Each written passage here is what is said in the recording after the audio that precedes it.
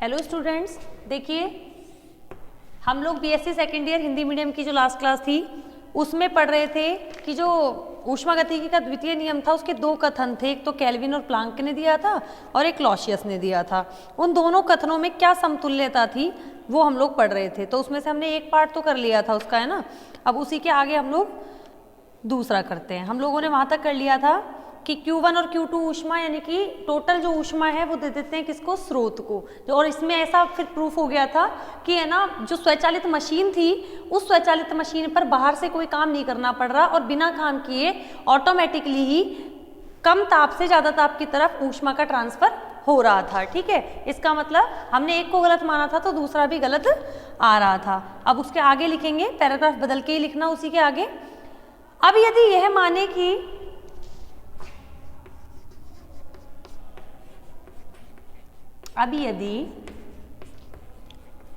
यह माने कि क्लॉसियस का कथन गलत है, कि क्लॉसियस का कथन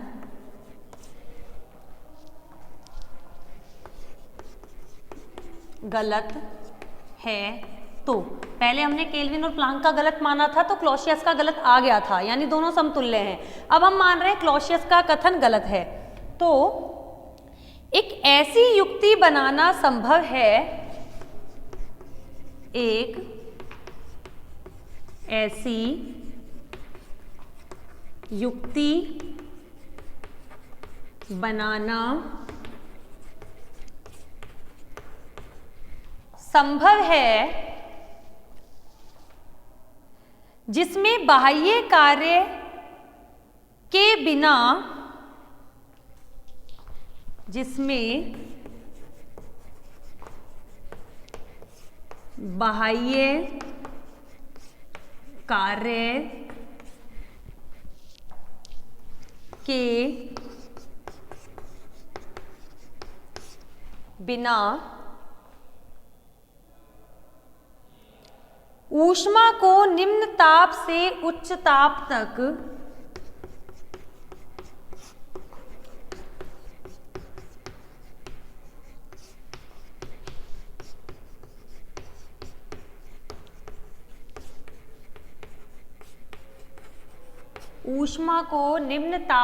उच्च ताप तक स्थानांतरित किया जा सकता है।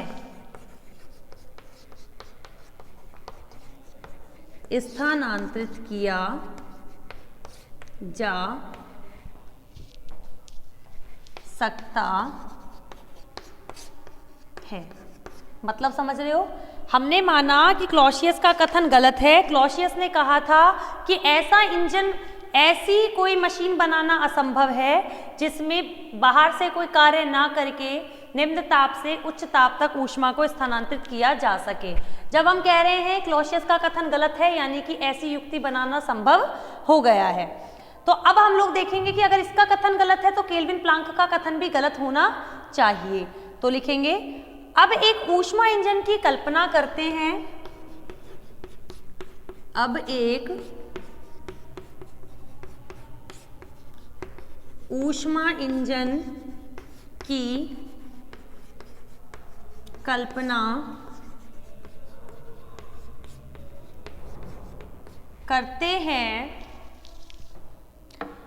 जो T1 तथा T2 तापों के मध्य कार्य कर रहा है,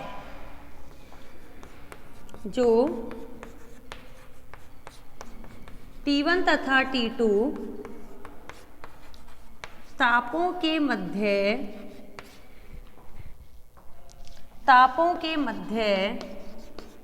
कार्य कर रहा है। यह इंजन स्रोत से Q1 ऊष्मा ग्रहण करके, लिख लेते हैं पहले, यह इंजन स्रोत से Q1 ऊष्मा ग्रहण करके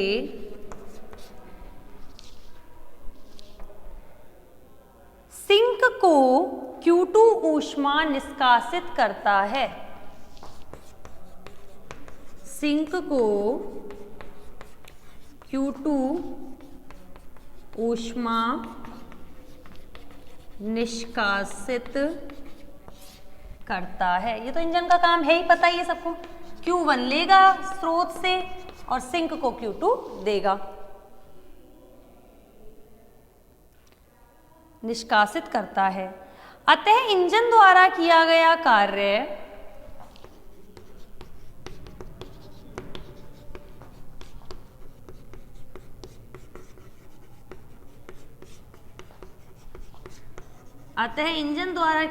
कार्य W बराबर Q1 ऊर्जा लेगा, कार्य करेगा और बची हुई ऊष्मा Q2 को दे देगा। पहले से पता है आपको, Q1 लेगा, W कार्य करेगा, बची हुई ऊष्मा Q2 को दे देगा, यानी कि जितनी ली और जितनी वापस दी उनका अंतर कार्य के बराबर होगा। अतः किया गया कार्य W बराबर Q1 माइनस Q2 होगा। अब यदि एक रेफ्रिजरेटर की कल्पना करें, अभी किसकी की थी? इंजन की। अब यदि एक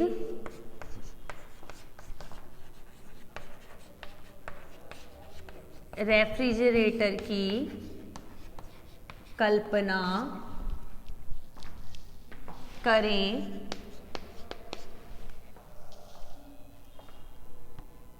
जो इन्हीं तापों के मध्य कार्य करता है, कौन से T1 और T2, जो इन्हीं तापों के मध्य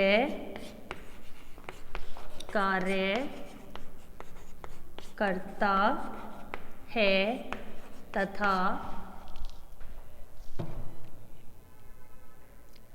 ऊष्मा इंजन से युग्मित है। तो युग्मित क्यों करते हैं? ताकि ऑटोमेटिक मशीन बन जाए। तथा ऊष्मा इंजन से युग्मित है तो, तथा ऊष्मा इंजन से युग्मित है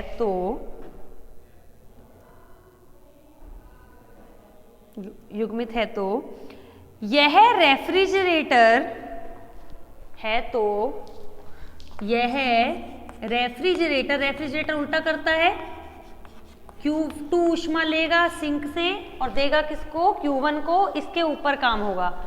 तो यह रेफ्रिजरेटर, एक मिनट इतना लिखो फिर आगे लिखवाती हूँ।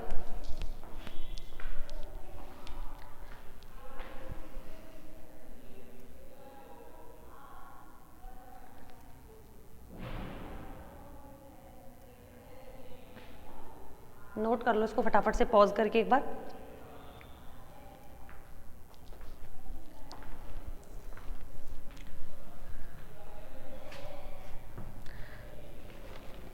तो यह रेफ्रिजरेटर, इसी के आगे कंटिन्यू करना है ना।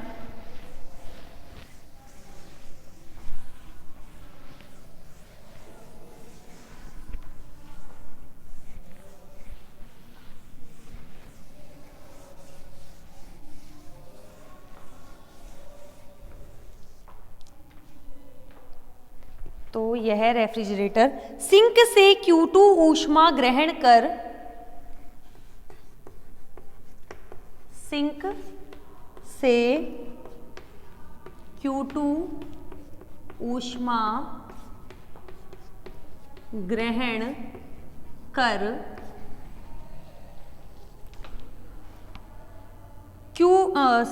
सिंक से Q2 ऊष्मा ग्रहण कर स्रोत को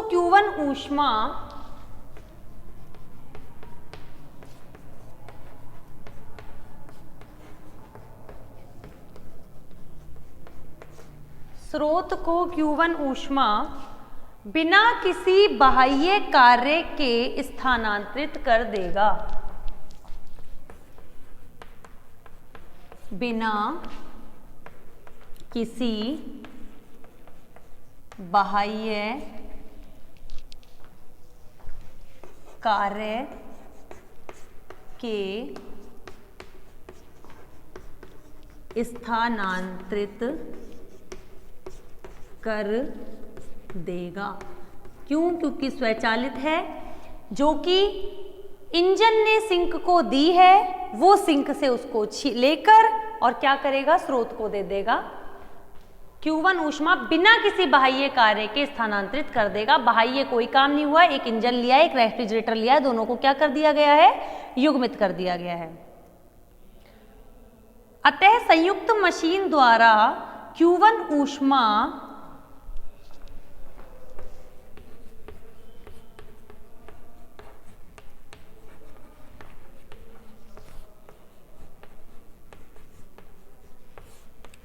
अतः संयुक्त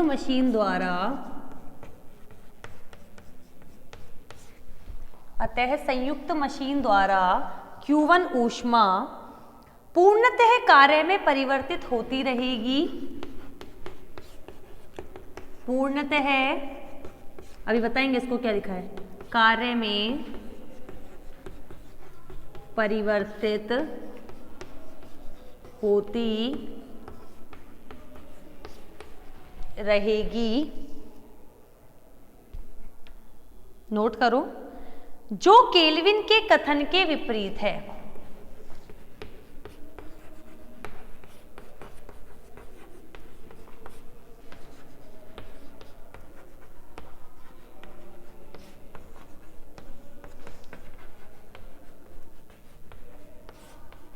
अब इसको बताते हैं कि क्या है, पहले इसको लिख लो आप एक बार।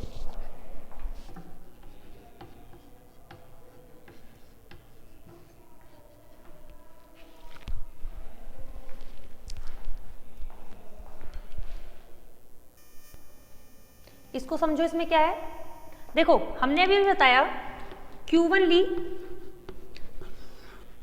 इंजन है ये हीट इंजन, इसने वर्क किया और बची हुई ऊष्मा Q2 इसको दे दी। वर्क कितना किया, Q1 माइनस Q2।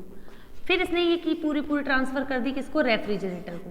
रेफ्रिजरेटर में वर्क हुआ है इतना और रेफ्रिजरेटर ने ऊष्मा कितनी ली है इससे, Q2। तो ऐड करो इन दोनों को, W प्लस Q2। W क्या है, Q1 minus Q2 plus Q2। W का मान ये रहा ना, Q1 minus Q2 plus Q2।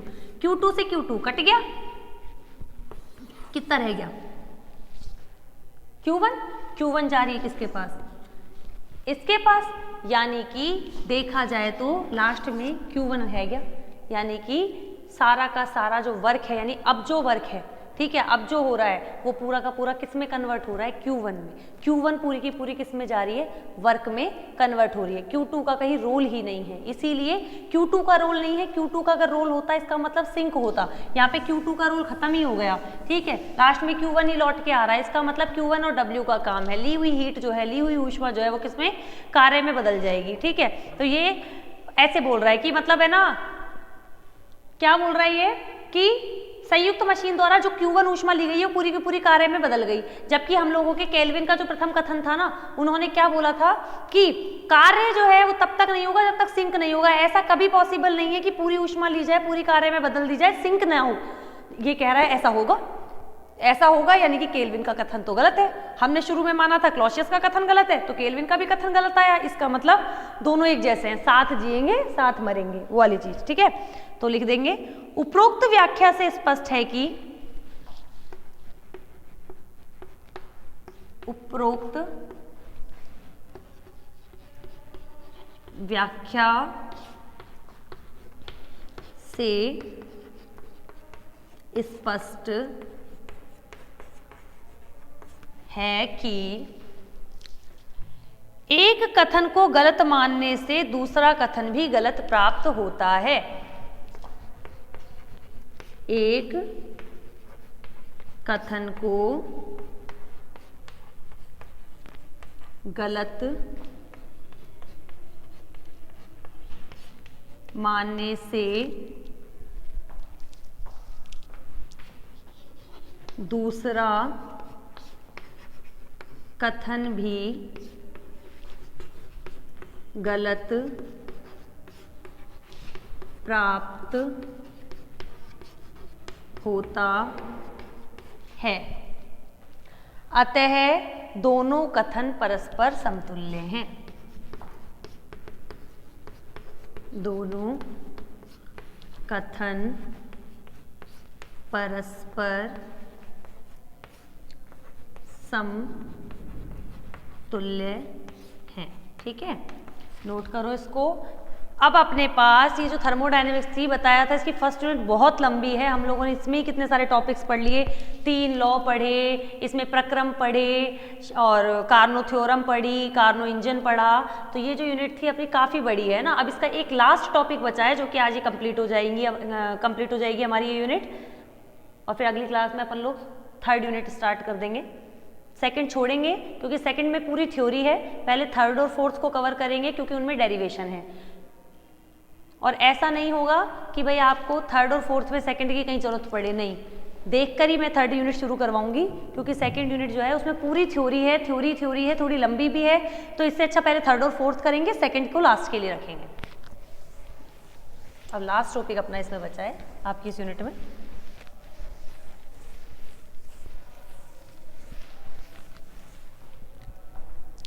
हाँ, लास्ट टॉपिक है ऊष्मा गति की ताप पैमाना। क्वेश्चन बनता है इसमें से, छोटा ज़्यादा कोई बड़ा नहीं बनता, पर टॉपिक है तो कराना है। ऊष्मा गति की ताप पैमाना।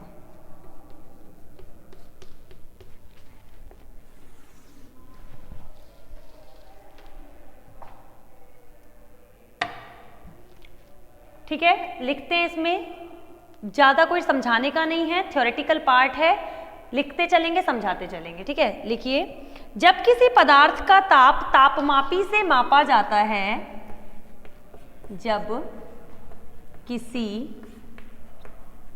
पदार्थ का ताप तापमापी से मापा जाता है तो यह ताप तापमापी में भरे हुए,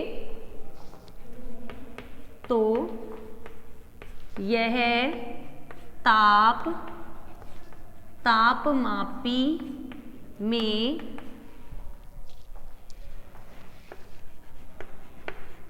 भरे हुए द्रव पदार्थ पर निर्भर करता है।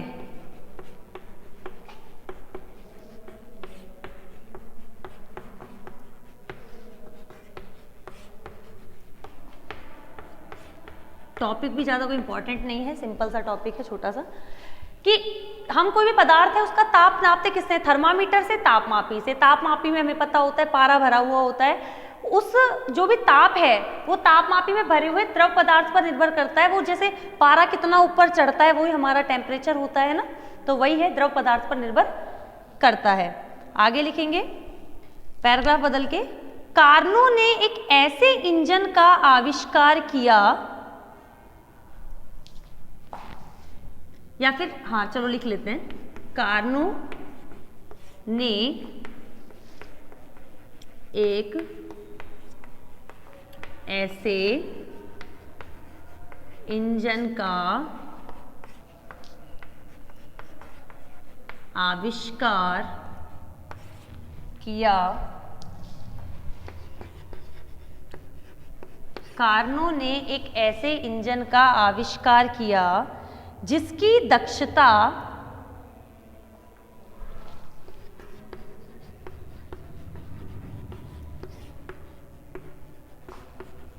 निम्न होती है। क्या होती है?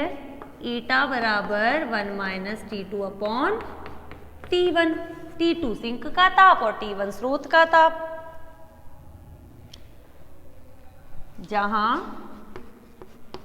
T2 बराबर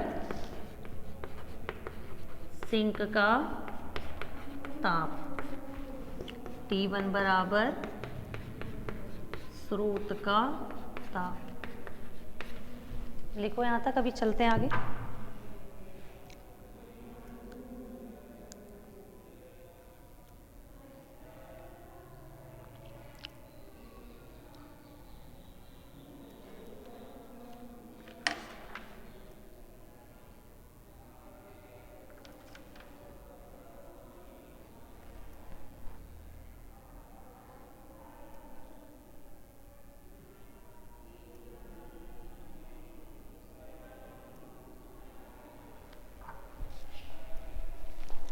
अगर अब ऊष्मा के रूप में होगा तो देखना क्या होगा,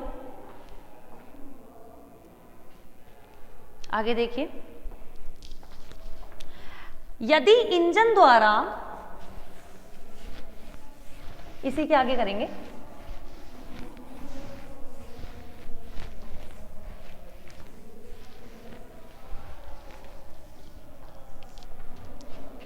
यदि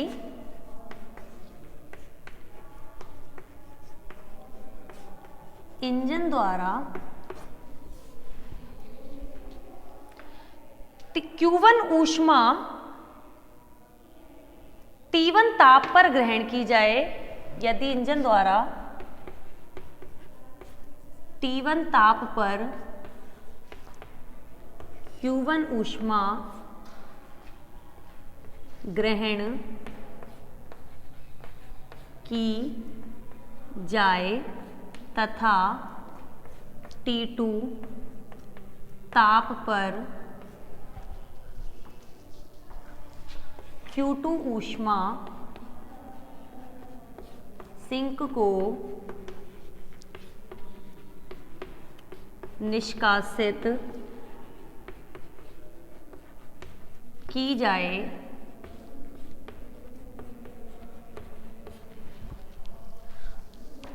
तो इंजन की दक्षता,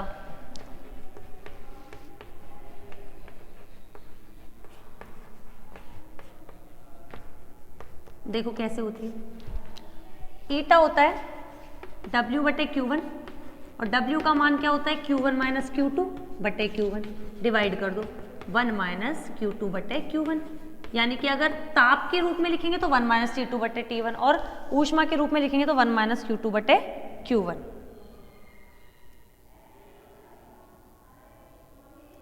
लिख लो,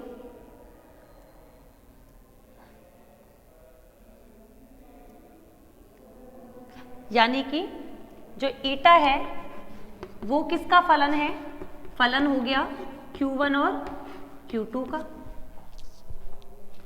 यानी ईटा जो है Q1 और Q2 का फलन हो गया। ईटा का मान रखें 1 माइनस Q2 अपॉन Q1, इसका मान हो गया, ये फंक्शन हो गया, फलन हो गया किसका Q1 और Q2 का। यहाँ से Q2 अपॉन Q1 का मान क्या हो गया 1 माइनस F Q1 Q2, यहाँ से Q1 अपॉन Q2 का मान अगर अपन निकालें तो क्या होगा, अपॉन कर दो 1 माइनस फंक्शन किसका Q1 और Q2 का। ये पता चला हमें इक्वेशन 3, और एक काम और करेंगे अभी इसमें, यानी कि Q1 और Q2 जो है वो फंक्शन किसका है, यहाँ से तो पता चल रहा है 1 अपॉन 1 माइनस कोई फंक्शन हो Q1 और Q2 का, और इस पूरे को देखा जाए तो ये कांस्टेंट है, ये कांस्टेंट है, बस ये फलन है, ठीक है। तो क्या लिख सकते हैं, Q1 और अपॉन Q2 जो है वो कोई अलग फंक्शन है किसका, Q1 Q2 का, क्योंकि 1 और 1 ये तो कांस्टेंट है, इस पूरे को डिपेंड किस पर कर रहा है, Q1 और Q2, ये पूरा Q1 और Q2 पर तो डिपेंड कर रहा है, तो ये वाली चीज इसमें लिख देंगे। तीसरी इक्वेशन ऊपर वाली हो गई, चौथी नीचे वाली हो गई,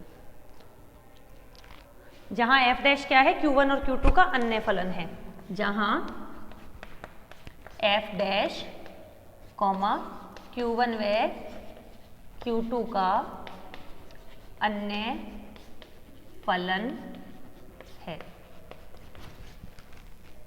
Q1 व Q2 का अन्य फलन है। लिखो यहां तक, अभी हुआ नहीं है ये पूरा, अभी देखेंगे।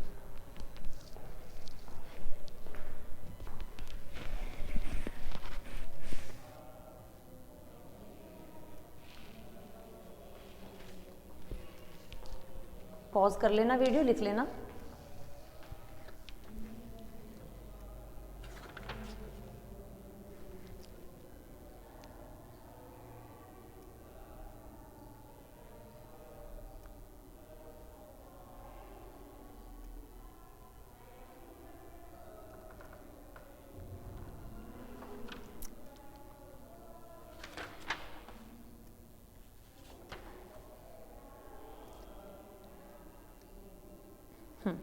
आगे करते हैं, यानी कि पता चला कि जब इंजन जो है वो Q1 और Q2 के बीच में काम कर रहा है तो Q1 upon Q2 F dash Q1 Q2 है ना। अब इसी तरह से अपन ले लेंगे कि Q2 Q3 के बीच में काम करे तो क्या होगा, Q1 Q3 के बीच में काम करे तो क्या होगा।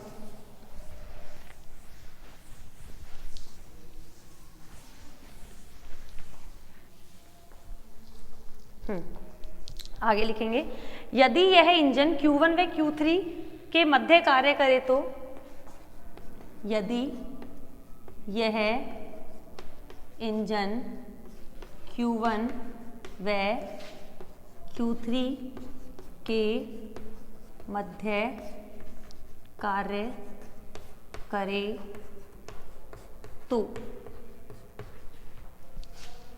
Q1 अपॉन Q3 क्या हो जाएगा, एफ डैश फंक्शन किसका हो जाएगा, ये Q1 Q3 का।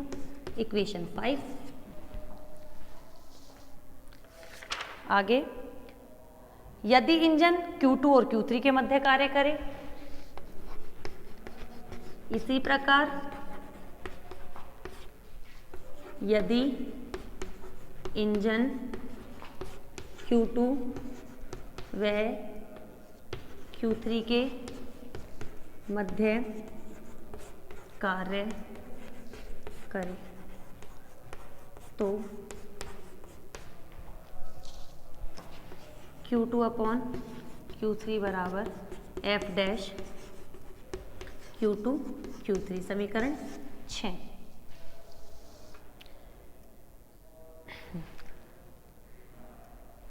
यानी कि देखा जाए तो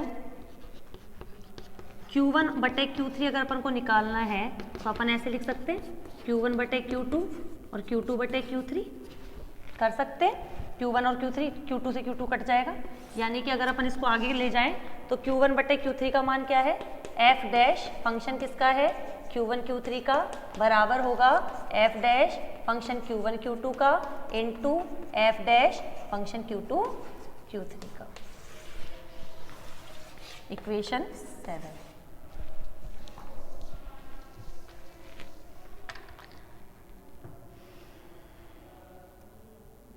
समीकरण 7।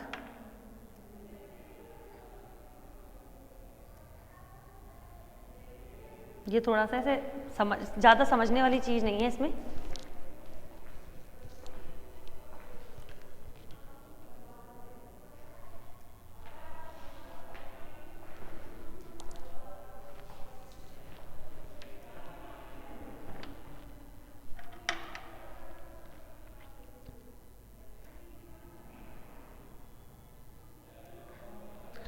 अब पता है क्या होगा, आगे लिखेंगे, ये जो समीकरण है ना ये तब भी वैध होगी जब, जैसे अपन Q1 बटे Q3 F dash Q1 Q3 है ना, तो ये जरूरी नहीं Q1 और Q3 हो, यहाँ पर भी कोई फंक्शन हो सकता है Q1 का, कोई फंक्शन हो सकता है Q3 का, है ना। तो आगे लिखते हैं,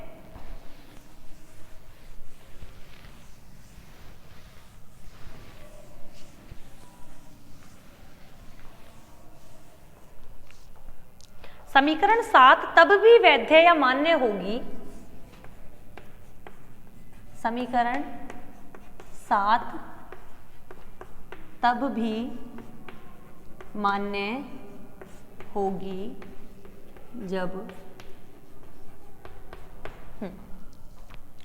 क्या, एफ डैश कोई फंक्शन है किसका, Q1 का Q3 का। ये हमने लिखा था Q1 बटे Q3, तो जरूरी नहीं है Q1 बटे Q3 ही हो, ये कोई फंक्शन हो सकता है Q1 का, ये कोई फंक्शन हो सकता है Q3 का, ठीक है। और इसको वैसे Q1 बटे Q3 तो लिख ही सकते हैं। इसी तरह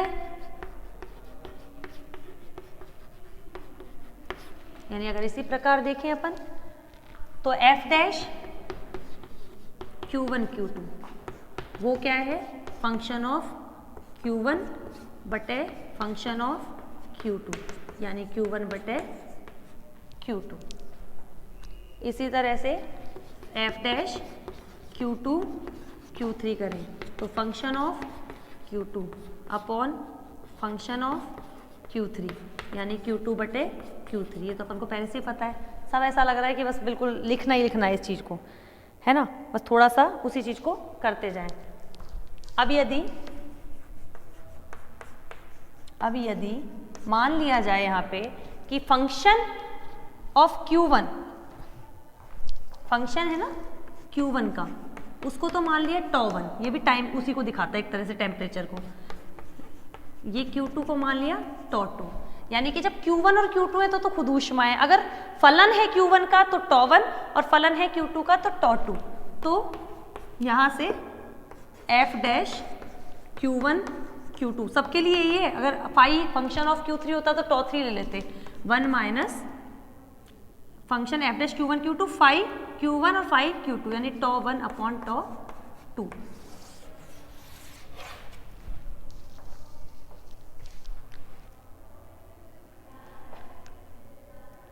सॉरी ईटा, यहाँ सॉरी F डैश का मान तो हो जाएगा 1 माइनस τ1 अपॉन τ2।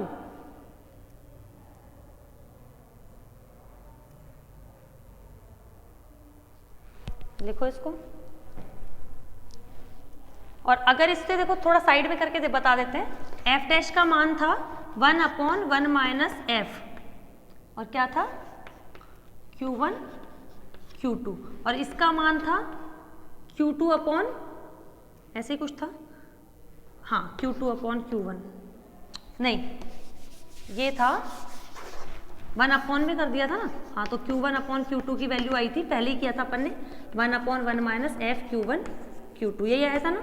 यहाँ से अगर अपन लोग उल्टा करें तो Q2 अपॉन Q1, वही पिछले वाले रास्ते पे चलो, उल्टा चलो सारा, तो 1 माइनस F Q1 Q2, यहाँ से 1 F Q1 Q2 की value 1 minus Q2 upon Q1, और ये क्या था ईटा, तो 1 माइनस Q2 अपॉन Q1 हो जाता है यहाँ से, यानी कि फंक्शन ऑफ Q2 और फंक्शन ऑफ Q1। तो ईटा की वैल्यू क्या हो जाती, 1 माइनस, ये उल्टा हो जाता है इसका, τ2 बटे τ1, यानी ध्यान रखना अगर फंक्शन की बात करें Q1 Q2 के हिसाब से तो 1 माइनस τ1 अपॉन τ2, लेकिन अब ये ईटा की यानी दक्षता की बात कर रहा है तो 1 माइनस τ2 अपॉन τ1। ये तो वैसे ही याद कर लेना ना, दक्षता जो होती है वो 1 माइनस T2 बटे T1 होती है, यानी कि सिंक का ताप ऊपर आएगा, स्रोत का ताप नीचे आएगा। यहाँ पर भी ऐसे ही है, eta equals to 1 minus τ2 upon τ1।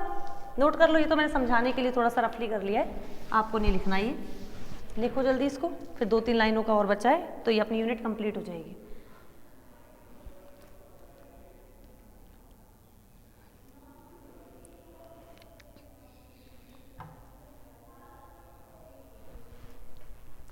वहां तक ईटा के बारे में लिखने के बाद लिखेंगे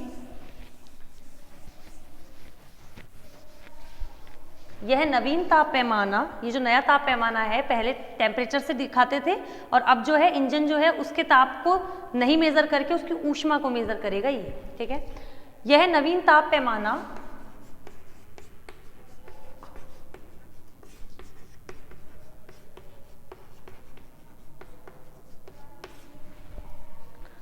कार्नो इंजन द्वारा अवशोषित ऊष्मा, कार्नो इंजन द्वारा अवशोषित तथा निष्कासित ऊष्मा, अवशोषित स्रोत से और निष्कासित सिंक को, अवशोषित तथा निष्कासित ऊष्मा, अवशोषित तथा निष्कासित ऊष्मा, यानी कि अपना जो चल रहा था वो Q1 बटे Q2 चल रहा था तब से, लेकिन जब ईटा पे ईटा ये जो बनाया है ना ये टॉ इस पर बात आ रही है तो τ2 बटे τ1।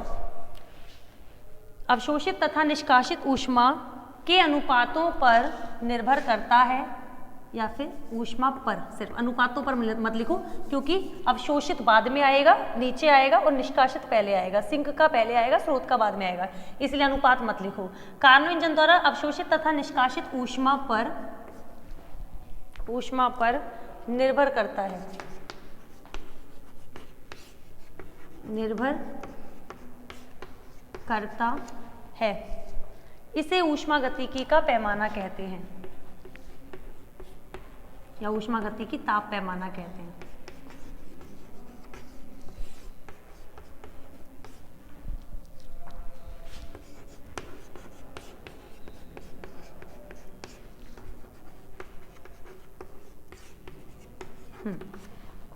किस पर निर्भर करता है? ऊष्मागतिकी ताप पैमाना, ताप पर नहीं ऊष्मा पर।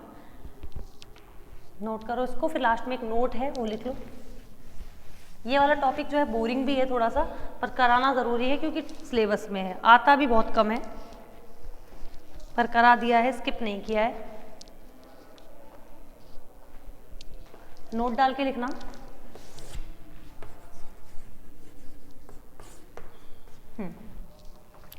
नोट डाल के लिखो, सिंक का वह ताप जिस पर ऊष्मागतिकी इंजन की दक्षता 100% हो जाती है। सिंक का वह ताप जिस पर ऊष्मागतिकी इंजन की दक्षता 100%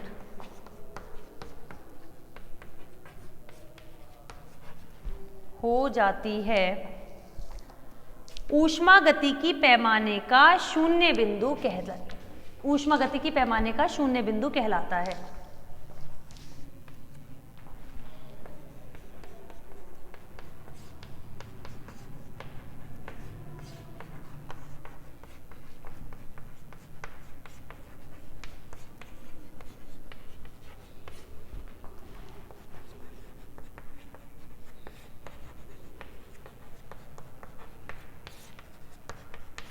बताते इसको क्या ये, इसे परम शून्य ताप भी कहते हैं।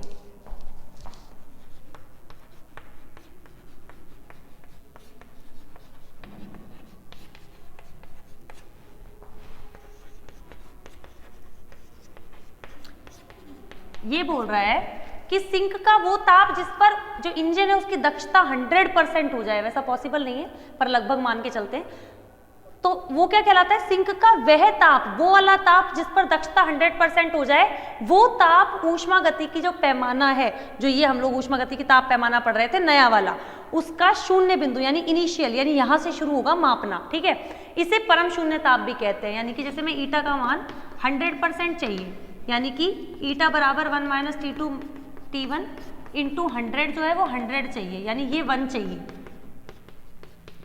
1 चाहिए, 1 चाहिए, यानी कि T2/T1 का मान 0 चाहिए, यानी स्रोत का ताप तो अनंत या फिर T2 का बराबर 0 होना चाहिए, यानी ये इसका मान 100% आने के लिए T2 बराबर 0 यानी सिंक उपस्थित नहीं होना चाहिए, सिंक का ताप 0, यानी कि 0 जो है वही इसका शून्य बिंदु या फिर परम शून्य ताप कहलाएगा।